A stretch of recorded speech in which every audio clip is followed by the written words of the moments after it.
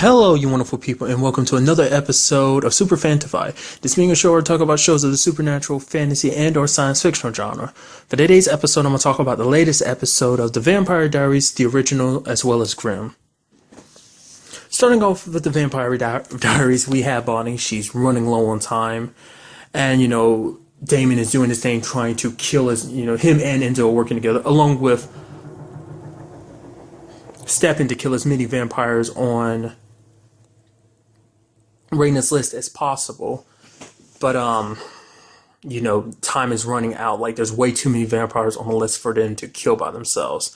So, there was an interesting conversation going on between Raina and Bonnie, because it's basically like Raina talking about the fact is that she doesn't understand vampires. All vampires search for is immortality. Because Bonnie was trying to understand, like, why would you do all this for me? I definitely, you don't care about me, so, like, why are you so willing to give me your final life? And Raina's essentially like, I got everything I want, like I originally had in life. Love, a family, and that, like, all disappeared in my first life. And I've basically been living all these lives since, carrying out this mission. And she's just like, she wants to hold on to those things that she lost so long ago, and she feels like, I guess, she can get them essentially in the afterlife by dying one last time. So, but she can't go out without punching all those dangerous vampires that were still sealed inside the Phoenix Stone.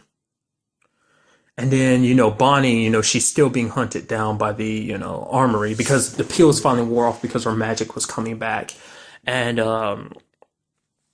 to remedy that situation, she injected herself with more of Raina's blood, which, would just expedites her death even more. She's going to, die even faster now. And Enzo's super pissed about it.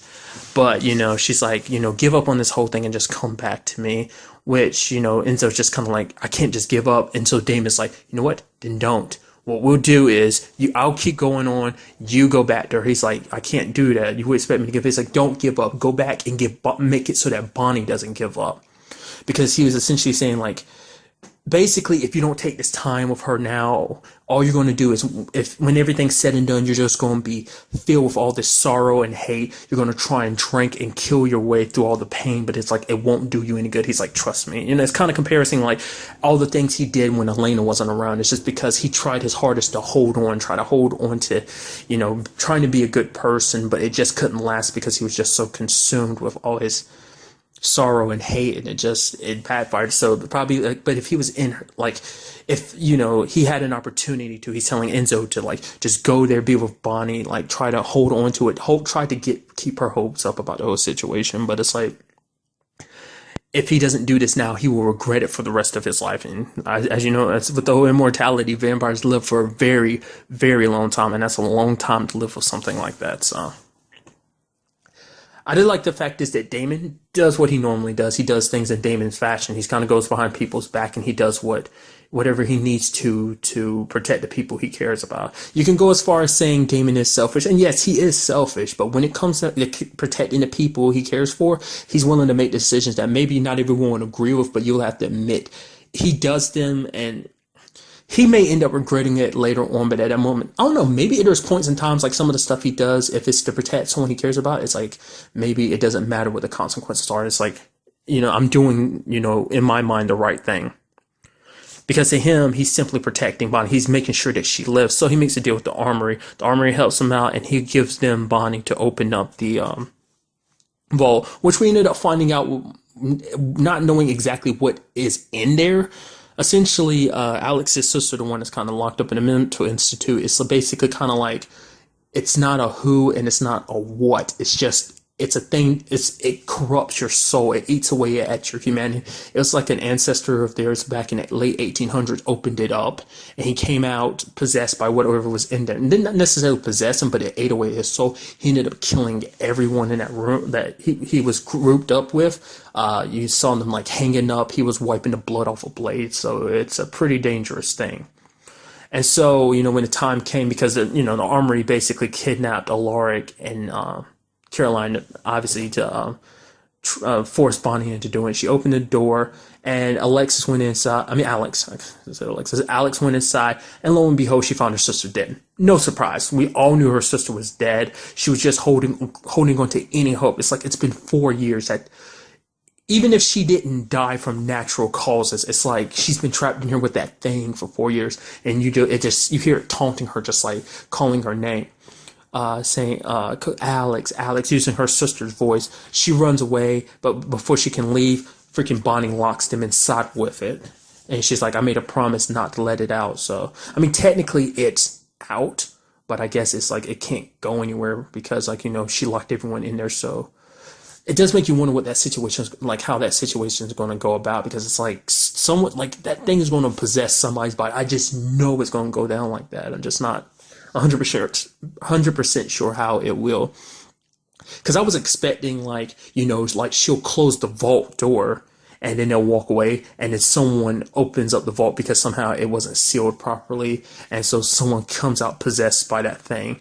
But no, the vault door is wide open. It's just the compound that's been locked. She made sure there was no one that got out. So I doubt they like killed themselves. I don't know if they actually do that. Like, if their soul is eaten away. Like, I don't know if Alex will actually kill herself. I get the feeling she won't. I think somehow she's going to get out and she's going to come back and be a big problem. Another big part of this episode was actually finally finding out the whole situation with Matt and Stefan. Essentially, Matt and Penny were getting engaged, and essentially she died in an accident, or what was an accident. It turns out, Stefan had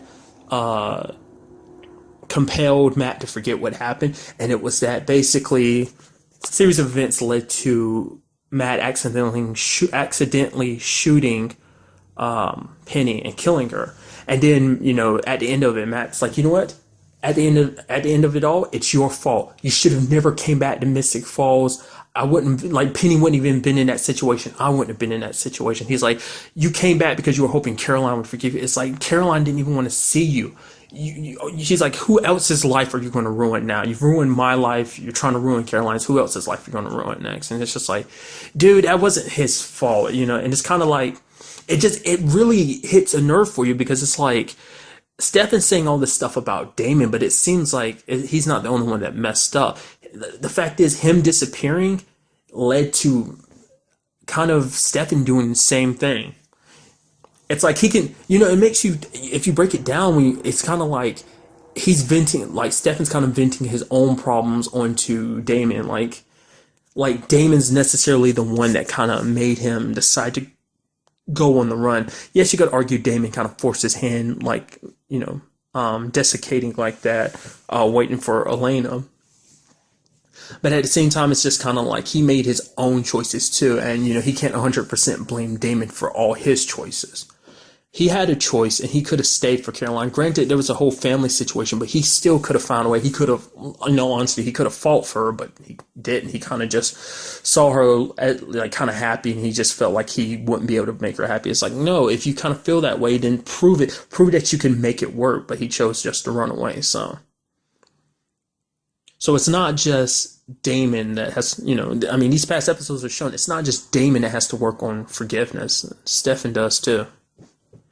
I mean, and speaking of Caroline, we had that moment where Laura is just kind of like, you want to talk about Stefan, she's kind of like, no, but then it kind of gets brought up. The fact is that neither one of them has been honest with their relationship 100%. She brings up the fact is Alaric definitely hasn't dealt with all his issues about living a normal life, because the fact is that he is kind of excited about this when he was helping out hunting down the vampires, and he saw all those artifacts inside the armory compound, and he just got excited. She's like, you long for this world, you don't want to really admit it, but a normal life isn't fit for us. Because he had brought up the fact is that, she hasn't gotten composure from Stefan. He's like, I want you to have composure, closure. I said composure, closure, because, I don't want to enter this marriage and to marry someone who'd rather be with someone else.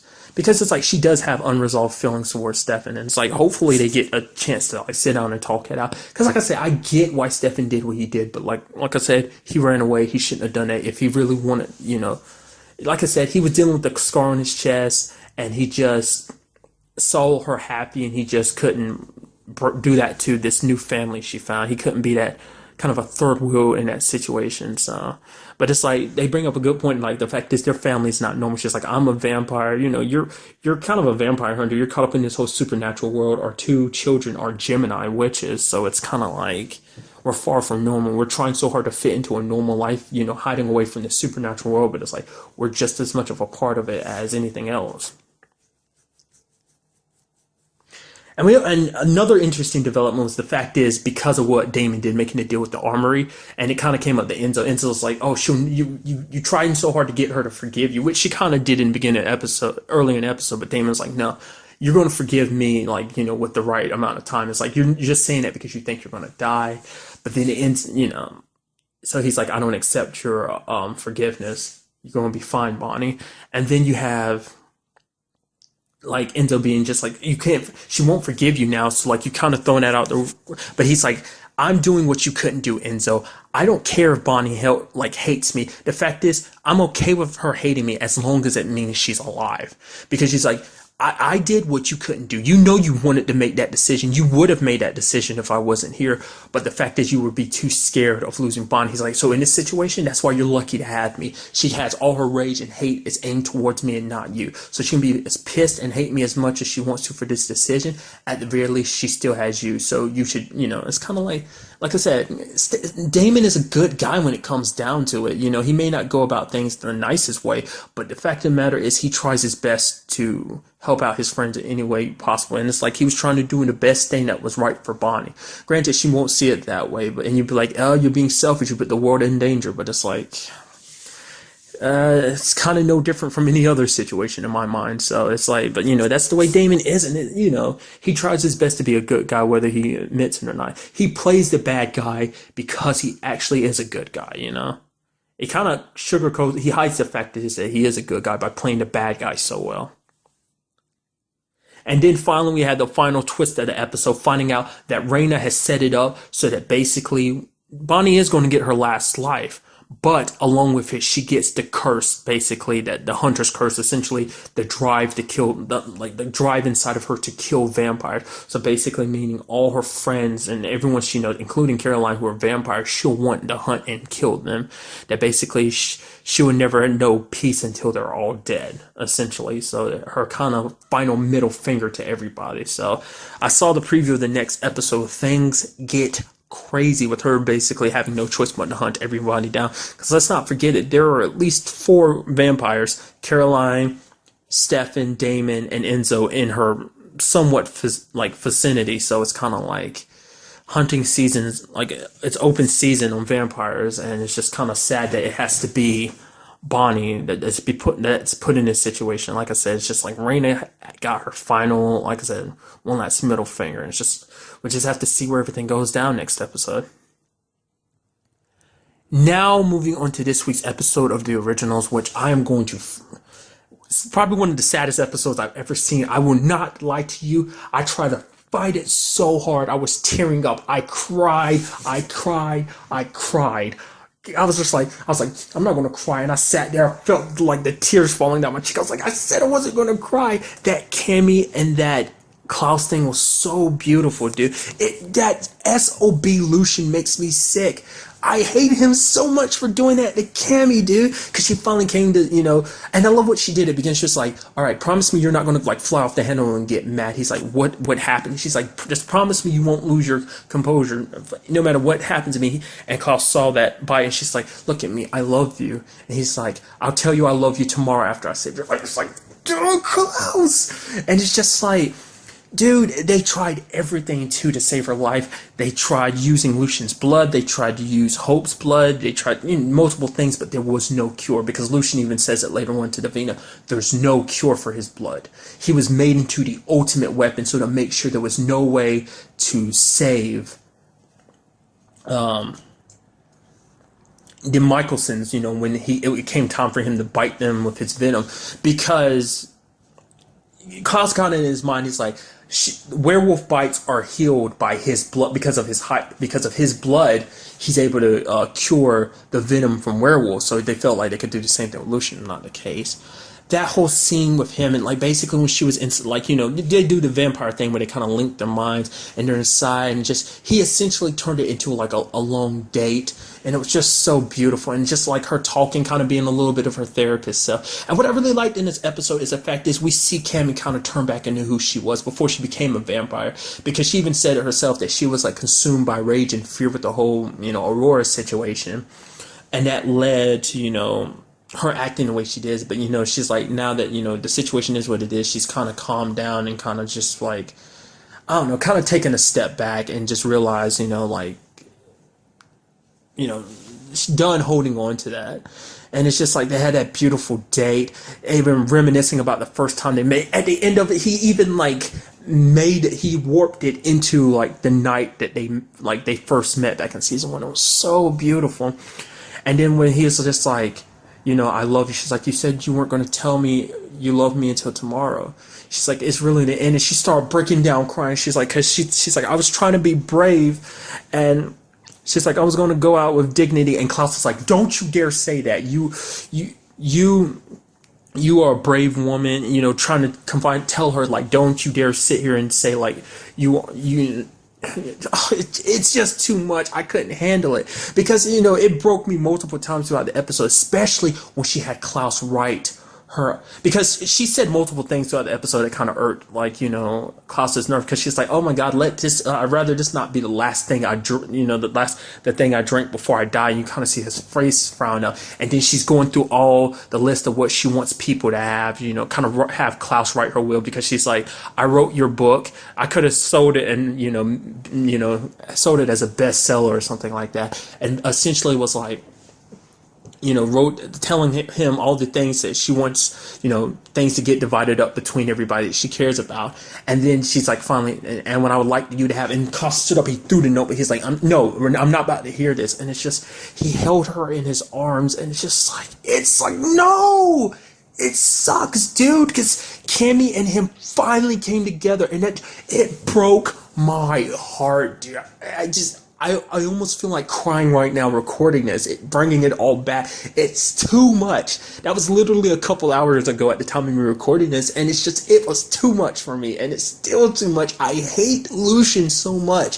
The freaking bastard. I mean, he finally opened and like admitted, he's like, I made a deal with the ancestors that they will help me turn me into this monster as long as I kill the Michaels. And it's just like, why would they make an unstoppable beast? What do you get out of this besides the Michaels being dead? Like I said, they have to have some kind of failsafe to kill him, because it's like you created an unstoppable monster. So like there's gotta be some kind of failsafe to this whole situation.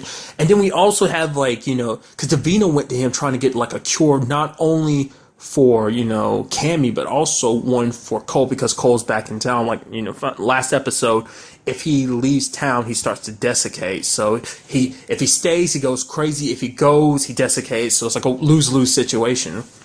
And then the very because Davina ended up finding out the reason why Cole is going so crazy is because he hasn't killed Davina. That's what they wanted. That's when she used a spell to the that black magic spell she used to bring him back. The curse is basically he has to kill Davina, and the longer he goes without killing her, it makes it worse and worse. That's why he's been losing control more and more. And so they come to the decision, like, the only way we can fix this is if she daggers him. And she's like, basically hold out until like she's able to find a way to fix him. She didn't want to do it, but Cole felt like it was the only way. Sad thing is, even with that happening, basically ancestors they started shaking the whole city. They ended up, I guess, breaking the dagger or whatever, because it got taken out of Cole, and he freaking killed Davina. It's like, what? Literally the most upsetting episode I've ever freaking seen. It is just, oh my god. First, you kill Cammy. Now you kill Davina. It's like, are you not satisfied enough? It's just like, do you want to continue? You might as well take my broken heart, rip it out my chest, and start stomping on it. I hate the people behind the originals, the writers, the creators. I hate them so much for that. It's like, you're killing me. And that bastard Lucian. All this is because he wants revenge, specifically against Klaus, because Klaus stole the love of his life, Aurora. that could be broken down into so many levels. It could be because Klaus fell in love with her, even though Lucian was originally in love with her. It could be taken in that regard. It can be taken in a regard. The fact is that even after all this time, Aurora was still in love with Klaus. He will always have a place in her heart, no matter what happens between them. Or three, it could be the fact that it's like that was last episode where basically Lucian was looking through looking through that camera he had hidden, and Klaus basically made Aurora admit the fact is that she didn't care for Lucian, that she was only using him to get more powerful. And basically he's talking about the fact is love makes them weak, that he's not going to fall prey to such emotions. And then when Cammy dies and Klaus comes towards him, that's when he's going to kill him. It's like, you are conforming to your own emotions, you hypocrite. You're doing all of this because you're pissed that you didn't get the girl you wanted. Because you didn't get the girl, now you want to basically kill everybody. It's like, shut up. Granted, it seems like that's his main motive. I'm sure, obviously, the hundreds of years they had to run from Michael because they thought they were Elijah, Rebecca, and Klaus. So it was just a super sad episode. Just had everyone kind of saying their goodbyes to her. It's just, Vincent talking about the fact is that he's going to try and do his best. That he's going to keep fighting. I love what her and Klaus, because she was essentially saying that Klaus, even with all this dysfunction in his life, there is good in him. There is light inside of him. That basically he wanted her to know that when she's going, that to know that he is loved. He can love, and he is loved. Elijah, his family, as well as her, like, they all love him. And it's just like, she's like, I want you to hold on to that. Be the man that I know you're capable of being, that good man. Because out of anybody, she's always seen the best in Klaus, because she's out of anyone knows his story. She knows how he's felt, how he's dealt with things, how he's always kind of led with fear, because he's always been afraid of being alone and just being unloved or uncared for. So it's just, I don't know. It was a heartbreaking episode. It seems like next episode, though, we have, because essentially, Freya and Vincent are going to try and re-engineer Lucian's blood to try to break the spell that was used to make him try undo what the ancestors made him into. They feel like that's the best way to, to be able to kill him, because otherwise it's like, how do you stop a monster like that? But next episode, it seems like he's got his eyes set on Freya. I mean, not Freya, Rebecca. Because we don't even know whether Elijah has her body hidden either, but it seems like that's going to be his next target. So it's just, I guess we won't know until the next episode to find out, like, what is going to go down. Now, moving on to this week's episode of Grimm, we have, Diana being a little like, whoa, calm down in this episode, because basically she wants Adeline by her side, and she just can't wait. She even had that, like, she was pulling that steel thing off the wall and flung it, almost hitting somebody. She's just kind of losing her cool, because she's even starting to, like, telepathically talk to her mom's like, Mommy, where are you? Where are you? And even at one point, she even crosses kind of streams and makes a connection with Eve, which one can only assume it's because, essentially, because of this, what Adeline did to turn into Juliet, and Juliet did to turn into Adeline, kind of connected them, so that's why it came to Eve too. We ended up, finding out that I was wrong. Like, the fact is, it's not like a insider. It's not like there was like a black claw within the resistance. Maybe there are, but that wasn't the case of how they got to Diana. Diana was with the resistance, but they found the hideout, and they ended up killing all the people, the resistance members that were watching her, and Black Claw took her away. So,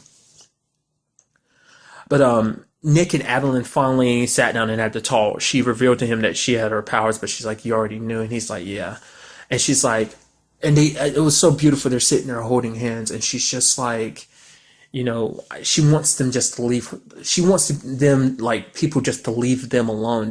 She wants to be with Nick and Kelly.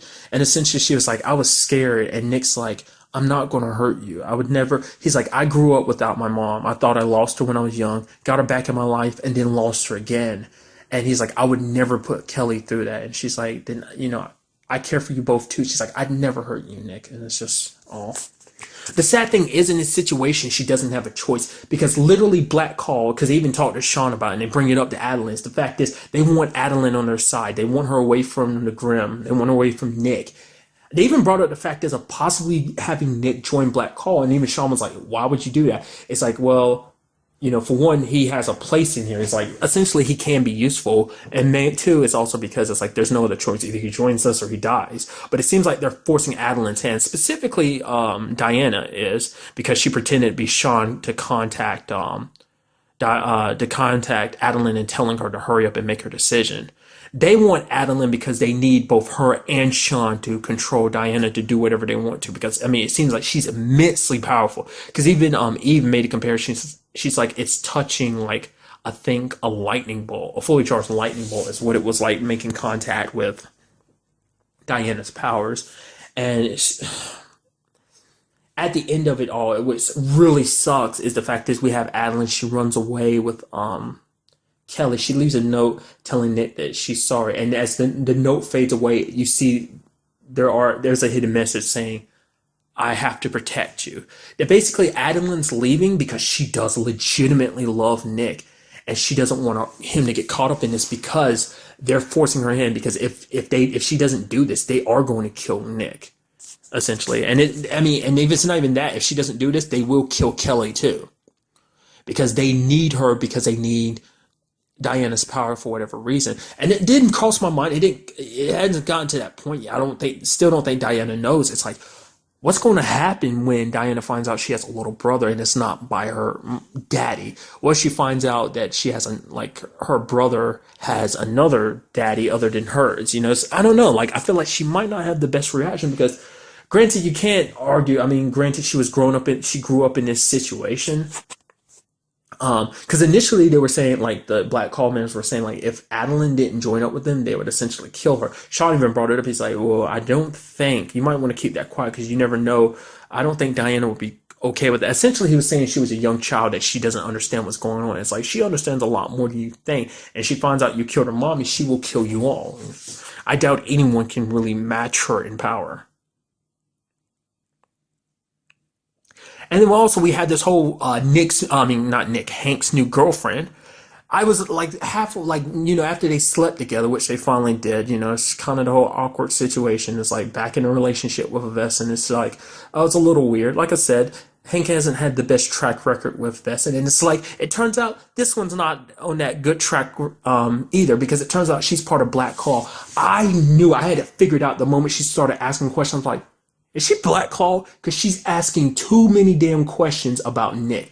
You could argue it's like, oh, curiosity, but it's like, no, she brought up questions about Nick last episode. You're in bed together, and she brings up questions about Nick too. She's like, she's too curious about him, and she's like, oh, what's it like working with a Grimm? It's like she asked too many questions, and it turns out, yeah, she is Black Claw, and it's just like, Hank can't catch a break. Like, literally, the only two relationships we've ever seen him in throughout this series have been with first with Adeline, you know how that situation ended up turning out, and now her. So it's just like, that's gonna suck.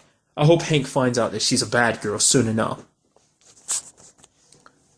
And then we also had the Wu situation. Essentially, Wu kind of got out of the hospital. Basically, Rosalie and Monroe and everyone kind of helped him through the situation, because he ended up killing a guy that was sitting there to look over him. Because essentially, it seemed they were setting it up, making it look like, because I didn't know what it was. I thought, like, oh, maybe he's the same kind of thing as Wu, so that's why he's taking an interest in him. But then he started hanging around the house and stuff. I'm like, I was like, oh, does he have a personal vendetta against him or something? It's like, oh yeah. He's like, oh, I've arrested you before. I was like, okay. And then I was like, no, he's coming after him because he's Black Claw, and it turns out to be that's the case. Which basically, Hank was basically saying that near the end of the episode, everyone needs to watch their back, because that means Black Claw could be targeting them at any moment because of their connection to Nick. So all of them are in Black Claw's eyesight because of their proximity to Nick. And we ended up finding out a little bit more about Wu's situation. I mean, we already kind of knew, basically, that Scratch from the Lycanthrope made him into what he is, which he's not a Vestin, he's something else. Monroe and Rosalie have no idea what the hell he is. And essentially it's triggered by emotion. And so Wu's kind of like, okay, it's something I'm just gonna have to learn how to control, which means this crap is permanent, meaning when the time comes, I don't know when it's gonna happen, but when Wu needs to defend himself, he gonna like kind of beast up and take people down. It's just like, it's kind of crazy, dude. Man, it's just weird to think about that. I think in a weird way, I think that's kind of cool. The thought of him kind of, I don't know, it's kind of almost like the whole situation with Juliet kind of becoming a hexen beast and kind of using it to her advantage. Granted, she hid it from everybody, but now everyone knows what Wu is and it's out in the open. Granted, that doesn't seem like something you can easily control because it is something that's based on human instinct. I mean, animalistic instinct. He did kill that guy, but granted, he was Black Claw. So, I'm sure Nick and Hank will try to do their best to kind of cover that up for him because it's not like he was necessarily a good guy. I mean, even if he wasn't Black Claw, he was a criminal. He did try and attack and kill Wu, so it was kind of interesting how Wu ended up killing Wu. Basically, dug his fingers into his throat and ripped it out. That was pretty brutal. Like it was drenched in the dude's blood. So, from what from the preview, I'm not sure if there's going to be an episode next week. I'll probably end up checking. I'm pretty sure there probably isn't going to be one next week. It'll probably be in the next 2 weeks because it just said, oh, Grimm's on Friday. It didn't say next Friday, but next episode looks so amazing because Nick's going commando on everybody. He's even talking to Sean. Sean's like, sometimes, to protect the people you love, you have to let them go. And then Nick retorts saying, sometimes to protect the people you love, you have to kill the people that are threatening them. I was like, oh, that's so good. So it's just things are definitely going to go down. I wonder if Nick going to finally call Sean out. It's like, I know what you're doing. I know you're working on Black Claw. Probably not. He'll probably keep that on the DL. But that very blunt threat. It's just so good. I can't wait to see where things go from here. It's I hope because like I said, that Nick and Adeline situation, man, I want it. I love it, and I want it to continue. And like I said, she's doing this to protect Kelly as well as protect Nick because she does love him. So really, she's doing this also for Diana too because she wants to be with her daughter. But it seems like her daughter's just kind of in a weird place. It's granted, thanks to her situation being as it is, it's no one's been there to kind of teach her right from wrong. So she's kind of do whatever she wants to. She'll use her powers by whatever means, as long as it means that she gets what she wants. So kind of like a little spoiled brat. So, but like I said, can't wait to see where things go from there. But that's really all I want to talk about in this episode. Till the next time we meet, be happy, be safe, love life to the fullest, and enjoy it. Good day and goodbye.